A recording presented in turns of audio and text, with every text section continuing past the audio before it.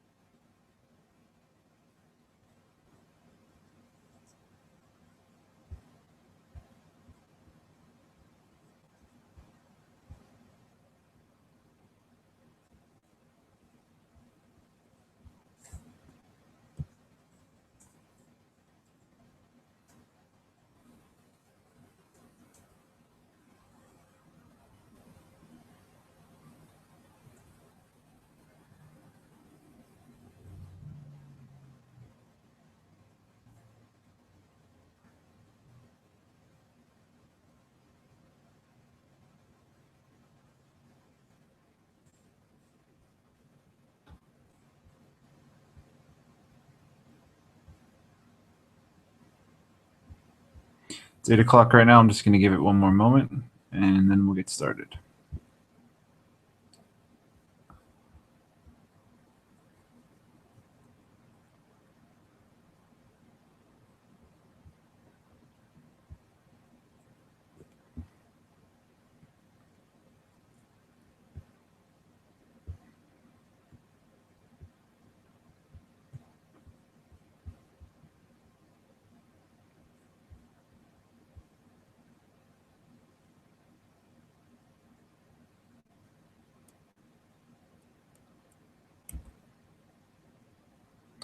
All right. See someone just joined, so hello. It's 8:01. I'm just going to give it like another minute or so, and then I'm going to get started.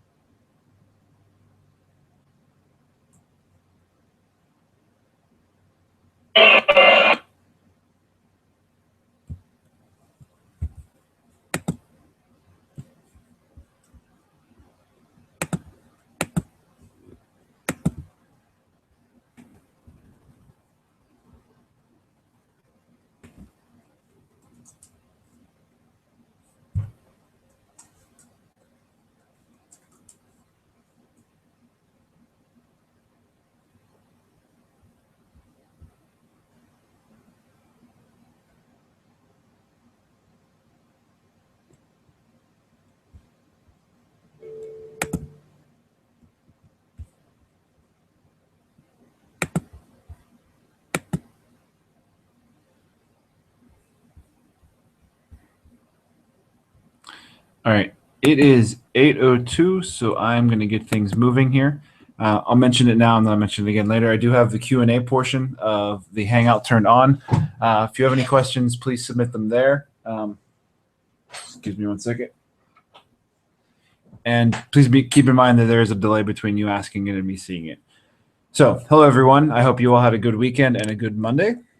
Before I get into the questions, I want to bring up a topic that is affecting many of us, me included.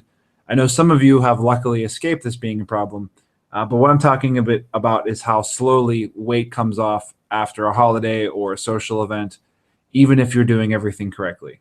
I'm going into actually my 7th year of this occurring, meaning I've been it's been 7 years almost since I've been 400 pounds, and this happens to me every year. It does get easier with practice, but the weight itself is never going to go back to what it was before your event any faster. You can minimize the amount of weight you put on from an event or a holiday, but the speed at which it comes back off is always slower than how quickly it comes on. I know that I used to gain over 20 pounds or more sometimes from Christmas Eve to New Year's in some years. And this year I gained about 10 pounds in 12 days. Obviously, I didn't gain 10 pounds of fat in 10 days. It's not physiologically possible unless you're a competitive eater. And I mean a real competitive eater that can put down like 10,000 calories in a day. What I did was I've lowered my calories since the start of the new year, and I've had really great adherence, and I've stuck to those numbers, and that's been since about January 5th. So that's 14 days, and I'm still above where I was prior to Christmas Eve. So it's been longer than it took to put the weight on, and it's still not off. So it seems like it, for me, over, like I said, 6-7 years of experience of doing this, is that it's twice as long to come off as it is to go on. So that's the bad news. The good news is that the weight does eventually come off. It requires consistency, patience, and trusting in the process. If this is affecting you, please do lean on me to help you through it. Because like I said, I've been through it 6 or 7 times already. I've made through it every time without rebounding back to my bad habits and falling off the wagon. I know I've talked to 1 or 2 of you privately about this. And that's kind of what spurred this. I want to mention it in case there's someone out there that's kind of struggling with that and it's demotivating them and they haven't talked to me about it yet. I just wanted to bring it up now. And that doesn't mean you can't bring it up to me further. I just figured it's worth mentioning that, you're not alone in that basically if you have good eating habits and you kind of take a break over the holidays, you just can expect that no matter if you do everything right, it's not going to come off as fast as it went on. It's basically twice as slow. And I know how frustrating that can be because even now I'm still going through it right now. And it's frustrating to me too. So I'm right there with you in that regard. But like I said, every time I've gotten through it, and it really just takes patience and trusting in the process. And one more thing before I get to the questions. I'm not sure if everyone saw this. I kind of posted it across all the groups, but I did finally compile all of the majority of 2014's Hangout questions into an ebook format in PDF, and it's on my website, which is chuckgrossfitness.com. Please check it out. I think it's helpful to have it as a reference. It's broken down by categories and then by question. It has a table of contents, so you can just click to get to the question you're looking for, rather than with so many Hangouts in the past. Different people have come into the Effective Fat Loss team at different points, so there may have been questions that were asked prior to you joining. That way you don't need to go back and watch all the Hangouts, because that's a lot of information to try to just to find what one thing you're looking for. So it's all there as a reference guide. One thing is that once we have a decent amount of questions for 2015, I think I'm going to try to do it where I'm going to link everyone the document in progress, meaning as I maybe have 5-6 questions total, I'll start putting their answers in text format after the Hangouts in one document, and it'll be like a living document. I'll add it, update it. That way you don't have to wait an entire year, and I don't have to spend a gigantic chunk of time putting it all together, because I think it'll be a useful tool to have the 2014 one and the 2015 one, as like a rolling updates. So I think that would be helpful for everyone, me included, because it's also kind of helpful to just remember what I've said so far as answers to people's questions. So with that said, let's move on to the questions. I'll mention it again. I do have the Q&A portion turned on the side, so please submit any questions you have, and I'll check those after I've gone through the questions that have already been submitted. All right.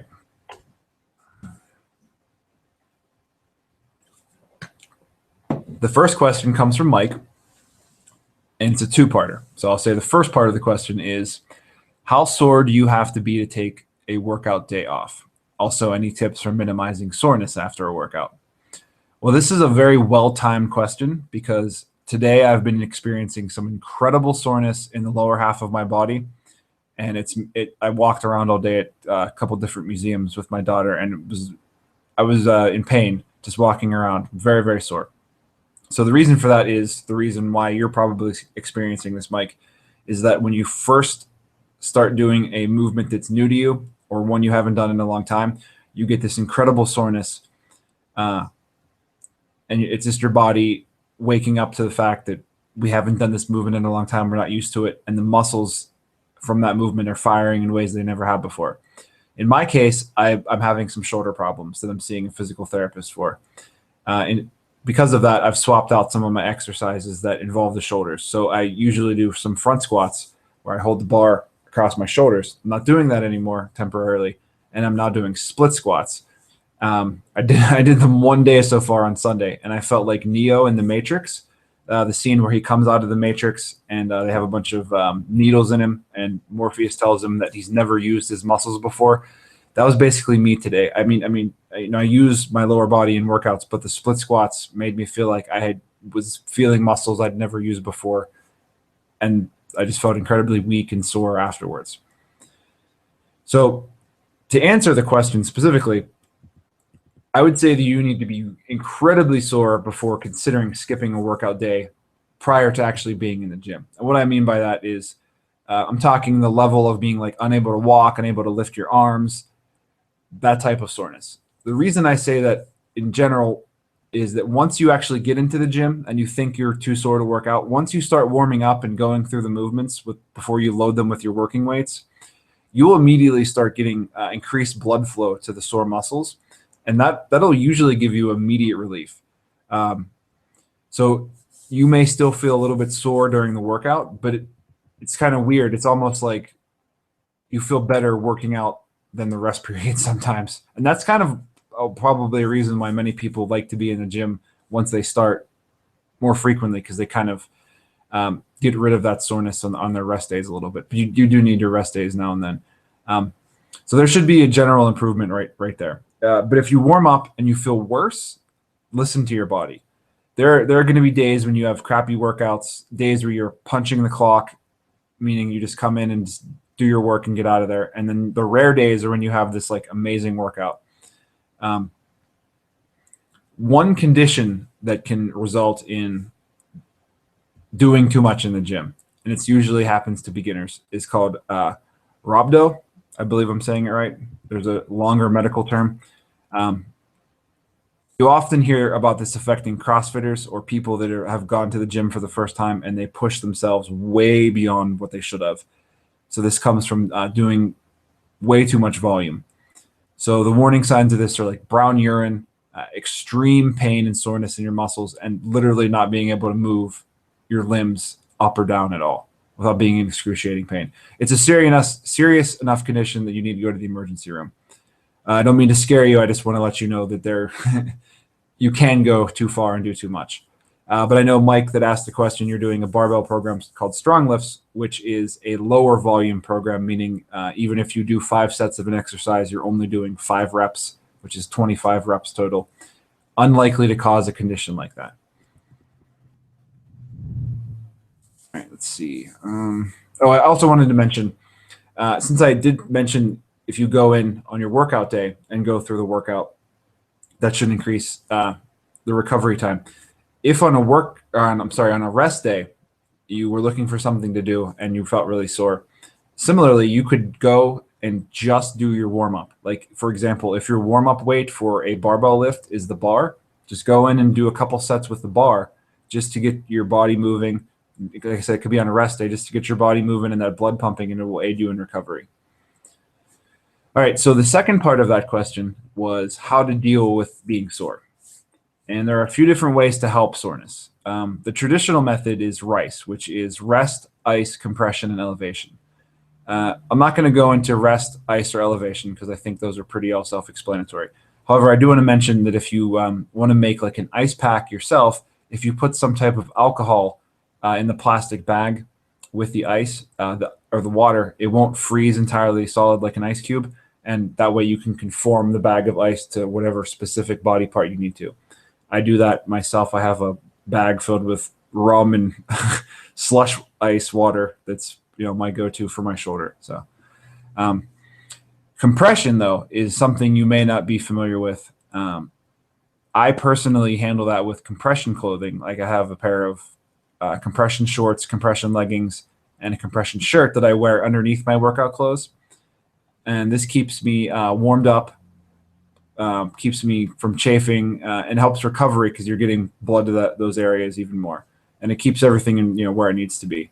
I actually don't work out anymore unless I'm wearing the compression garments. I know a lot of athletes that travel. They are concerned with traveling after a competition or prior to a competition. They'll wear compression garments on the plane, things like that. So that's something you may want to look into if you're gung ho about with the barbell stuff.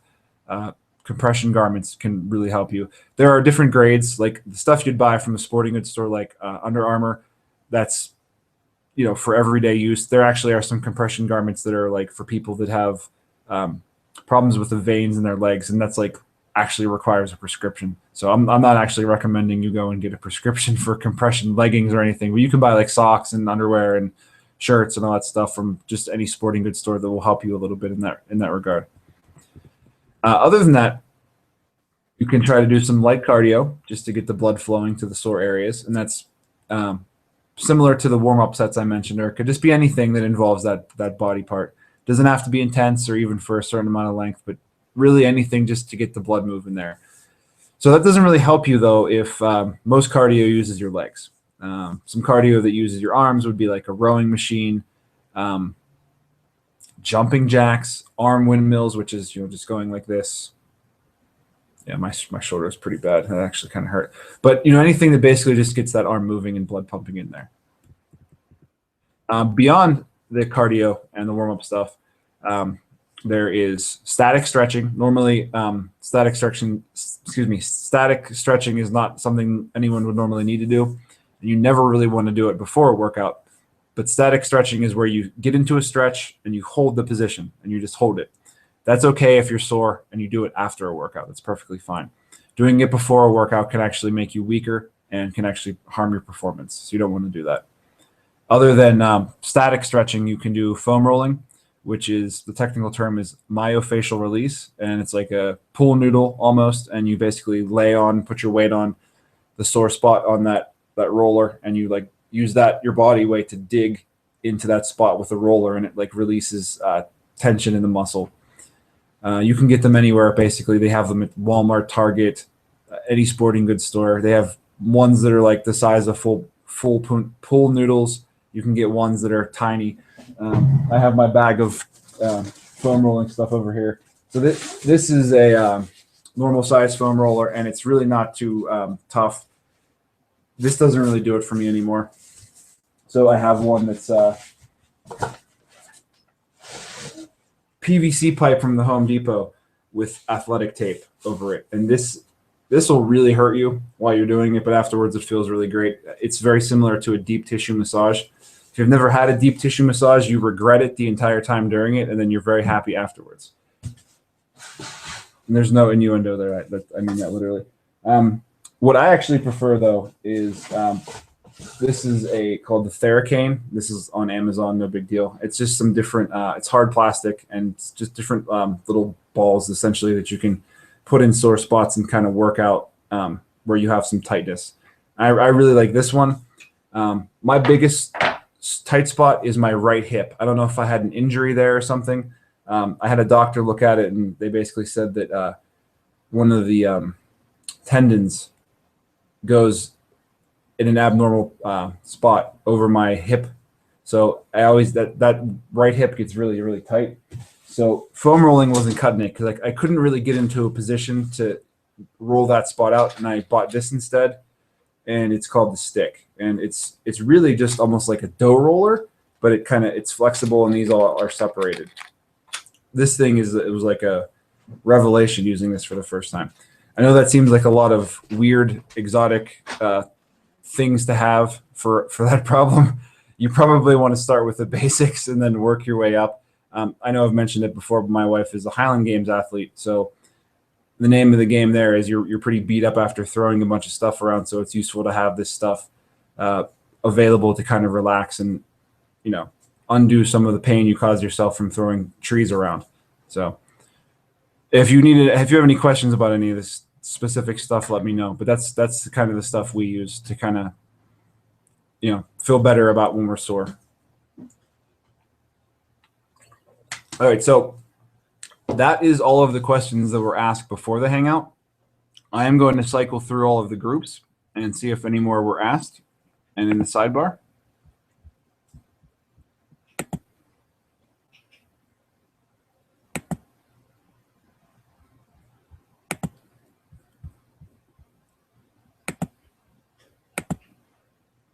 All right, I don't see any other questions asked. So I think we are good. If you come up with a question afterwards, please ask it, or you can specifically say, please answer this on the next Hangout, and I will get to it. If it's something that's a little bit more pressing in the meantime, as always, just ask me, and I'll take care of it for you. I hope everyone's having a great week, and I will talk to you soon. Have a good night.